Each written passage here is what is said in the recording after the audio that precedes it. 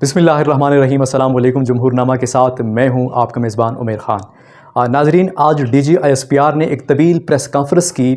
और उस तवील प्रेस कॉन्फ्रेंस में उन्होंने बहुत सारी चीज़ें उठाईं और बहुत सारी चीज़ें आज की उनकी प्रेस कॉन्फ्रेंस के बाद वाज़ेह हो गईं। शुरू तो उन्होंने अफ़गानिस्तान और पाकिस्तान के अंदर जो दहशतगर्दी हो रही है इस वक्त अफ़गानिस्तान के रास्ते से या पाकिस्तान में जो यहाँ पर दहशतगर्द हमले हुए हैं उसमें अफ़गानिस्तान के किरदार के ऊपर उन्होंने बात की और उन्होंने कहा कि इसमें अफ़गानिस्तान से दहशतगर्द वहाँ से आते हैं और पाकिस्तान में कार्रवाइयाँ करते हैं। उसके बाद कुछ सवालात पूछे वहाँ पे जर्नलिस्ट्स ने, सहाफ़ियों ने मुख्तलिफ़ सवालात पूछे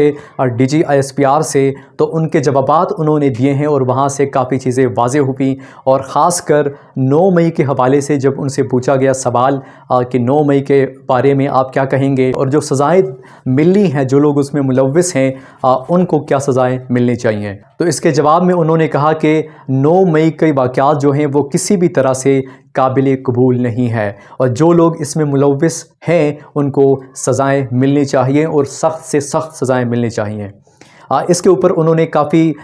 डिटेल में बात की और इससे वाज़ेह हुआ कि इस वक्त पाकिस्तान तहरीक इंसाफ के जो भी लोग इस वक्त जेलों में हैं और मुख्तलिफ़ मुकदमात में वो गिरफ़्तार हैं इस वक्त, उनके लिए इतनी आसानी नहीं होने वाली। और इसके साथ ये उन्होंने जो 9 मई में मुलव्विस और उनको सज़ाएँ दिलवाने की बात की, तो इससे एक और भी बात वाज़ेह हुई और ख़ासकर उनसे एक और भी सवाल पूछा गया था मुज़ाकरात के बारे में कि पाकिस्तान तहरीक इंसाफ के साथ इस्टेब्लिशमेंट के मुज़ाकरात की और डील की जो बातें हो रही हैं, जो ख़बरें आ रही हैं, गर्दिश कर रही हैं, उसके बारे में उनसे पूछा गया तो उन्होंने कहा कि पाकिस्तान तहरीक इंसाफ के साथ मुज़ाकरात नहीं हो सकते, वो एक इंतशार करने वाला टोला है और आर्मी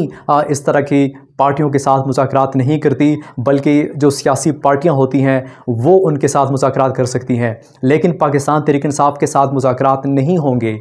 उनको चाहिए कि वो माफ़ी मांगे और वो इस बात का इकरार करे कि 9 मई के वाक़यात में वो मुलव्विस थे और इसी के ऊपर वो कौम से माफ़ी भी मांगे। एक और सवाल एक सहाफ़ी ने पूछा कि जो इलेक्शन 8 फरवरी को हुआ और पाकिस्तान तहरीक इंसाफ ने उसको जवाज़ बनाया कि अगर अवाम हमें मुस्तरद करती, अगर अवाम 9 मई के बयानिए को कबूल करती तो 8 फरवरी के इलेक्शन में वो हमें रिजेक्ट करती, लेकिन खैबर पख्तूनख्वा में उनकी हुकूमत बनी और उन्होंने एक तारीख़ी वहाँ पर एक कामयाबी हासिल की और तारीख़ी उन्होंने सीटें वहाँ से हासिल की। तो इसके जवाब में DG ISPR ने कहा कि खैबर पख्तूनख्वा के ऊपर भी उन्होंने बात की, वहाँ से जो सीटें निकाली हैं पाकिस्तान तहरीक इंसाफ ने, और उसको उन्होंने पूरे मुल्क के जो टर्न आउट रहा उसको और जो पाकिस्तान की टोटल पॉपुलेशन है उसको और जो पाकिस्तान तहरीक इंसाफ को वोट मिले, उन्होंने कहा कि 47% ये 8 फरवरी को जो इलेक्शन हुआ उसमें टर्न आउट रहा और पाकिस्तान तहरीक इंसाफ को जो वोट मिला कुल मिलाकर वो था तकरीबन 1,70,00,000 या 80 लाख के लगभग, ये पाकिस्तान तहरीक इंसाफ को वोट पड़ा और ये 31% बनता है पाकिस्तान की जो रजिस्टर्ड वोट थे, यानी कि कुल जो रजिस्टर्ड वोट थे उनके 31% बनता है जो वोट पाकिस्तान तहरीक इंसाफ को पड़े। और उन्होंने इसको एक और भी चीज़ से जोड़ा, उन्होंने कहा अगर हम पूरे पाकिस्तान की आबादी के साथ इसे जोड़ें तो ये सिर्फ 7% बनता है और 7% के ऊपर हम ये नहीं कह सकते कि कौम पाकिस्तान तहरीक इंसाफ के साथ खड़ी है। इसके साथ उन्होंने एक और भी बात की कि अगर कौम जिन लोगों ने पाकिस्तान तहरीक इंसाफ को वोट दिया है या सुन्नी इत्तेहाद काउंसिल के जो लोग थे उनको वोट दिया है, अब इसके ऊपर हम ये नहीं कह सकते कि वो लोग 9 मई को नहीं मानते, वो लोग 9 मई को कबूल नहीं करते या वो लोग 9 मई को गलत नहीं समझते, ये उन्होंने इस पर बात की। लेकिन अगर हम इसको अपनी नज़र से देखें तो इसमें यह भी चीज़ देखी जा सकती है कि जो 31% DG ISPR ने बात की टर्न आउट की, DG ISPR ने बात की कि 31% जो वोट थे वो पाकिस्तान तहरीक इंसाफ को मिले, ये उन्होंने उस चीज़ को कबूल किया जो कि पाकिस्तान तहरीक इंसाफ ने सीटें जीती हैं। लेकिन इसका एक दूसरा भी एस्पेक्ट है और वो ये है कि पाकिस्तान तहरीक इंसाफ के साथ धांधली की गई, जो शुरू में नताइज आ रहे थे और जो बाद में तब्दील किए गए। अगर शुरू के नताइज के ऊपर पाकिस्तान तहरीक इंसाफ की कामयाबी को देखा जाए तो ये वाज़े नज़र आता है कि पूरे पाकिस्तान से 80% से ज़्यादा वोट पाकिस्तान तहरीक इंसाफ को पड़े और ये पाकिस्तान की तारीख़ के एक बहुत बड़ा मैंडेट था जो पाकिस्तान तहरीक इंसाफ को अब मिला 8 फरवरी के इलेक्शन में। और इसी के साथ उन्होंने एक और भी बात की ایک تو انہوں نے کہا کہ یہ جو 9 مئی میں ملوث لوگ تھے، جو کردار تھے، ان کو عوام نے مسترد کیا، اور انہوں نے جب وہاں پہ جو وٹنسز تھے، جو ان کے پاس ویڈیوز کلپس تھیں 9 مئی کے حوالے سے، جو لوگ پروٹیسٹ میں اٹیکس میں ملوث رہے یا انہوں نے جو بیان دیے تھے ان میں وہ ملوث رہے، وہ انہوں نے چلائے، جس میں شاندانہ گلزار صاحبہ پاکستان تحریک انصاف کی طرف سے پشاور سے وہ MNA کی سیٹ پہ وہ امیدوار تھی، اور اس کے علاوہ شہریار خان افریدی صاحب تھے، وہ کوہاٹ سے پاکستان تحریک انصاف کے MNA ہیں، اس وقت وہ بن چکے ہیں۔ اس کے علاوہ ڈاکٹر یاسمین راشد جو کہ پنجاب سے، اس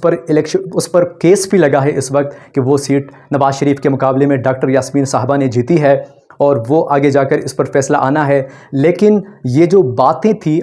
DG ISPR صاحب کی، وہ اور جو انہوں نے خود وہاں پہ جو ثبوت کے طور پر جو ویڈیو چلائیں، وہ لوگ تھے جو الیکشن جیت کر آئے ہیں، اور یہ الیکشن 8 فروری کے الیکشن تھے۔ تو اب یہاں پہ سوال یہ اٹھتا ہے کہ اگر ان دونوں چیزوں کو ہم دیکھیں تو یہ ہم کہہ سکتے ہیں، یا سوال پوچھ سکتے ہیں، یہ سوال اٹھایا جا سکتا ہے اگر ایسا تھا جو ان کا بیانیہ ہے، اور پھر جب PTI نے اتنی سیٹیں جیتی، وہی لوگ جن کو یہ ان واقعات میں ملوث قرار دے رہے ہیں، وہ جو الیکشن جیتے، تو پھر ہم اس کو کیسے کہہ سکتے ہیں کہ 8 فروری کے الیکشن میں لوگوں نے 9 مئی کے بیانیے کے اوپر پاکستان تحریک انصاف کو مسرد کیا۔ اس کے ساتھ ان سے ایک اور سوال پوچھا گیا کہ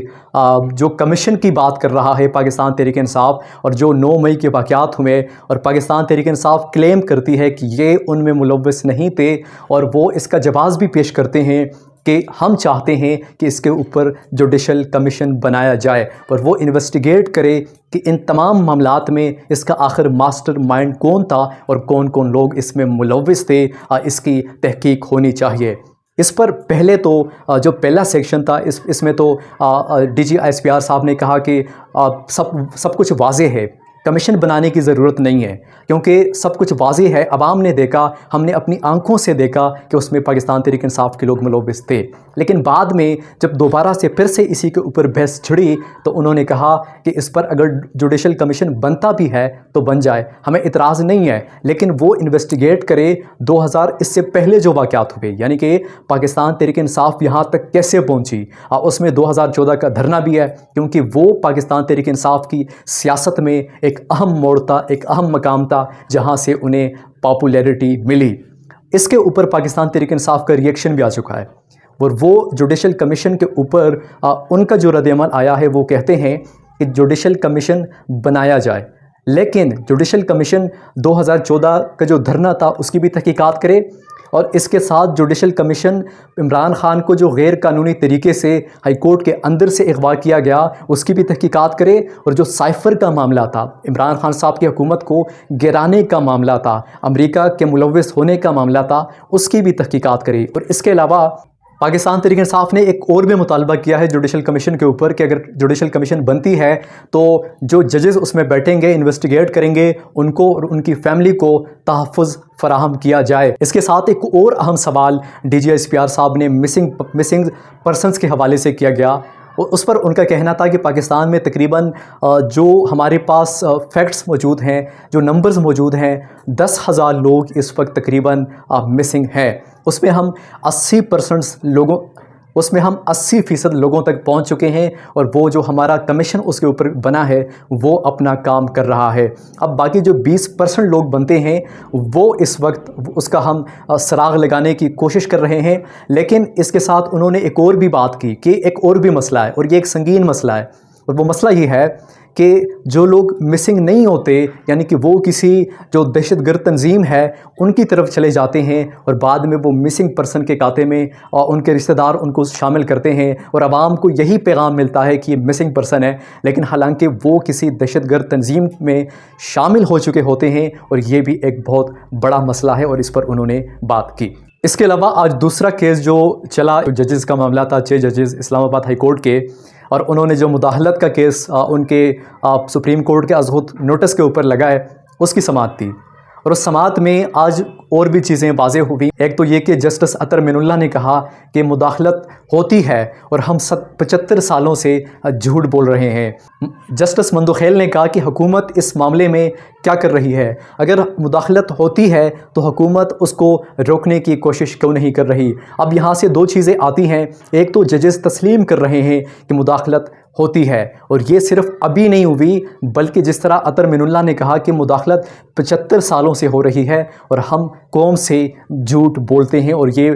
جو معاملہ ہے یہ پچھلے 75 سالوں سے چل رہا ہے، جو کہ اب یہ ختم ہونا چاہیے۔ اور ایک اس کے ساتھ حکومت کے اوپر بھی ذمہ داری آتی ہے، جس طرح مندوخیل صاحب نے کہا کہ حکومت اس معاملے میں کیا کر رہی ہے، وہ اس کو روکنے کی کوشش کیوں نہیں کر رہی، اور وہ کہاں تک کوشش کر رہی ہے کہ اس معاملے کو اور ان معاملات کو کنٹرول کیا جائے یا روکا جائے۔ آج تک کے لیے اتنا ہی۔ عمیر خان کو اجازت دیجیے۔ اللہ نگہبان۔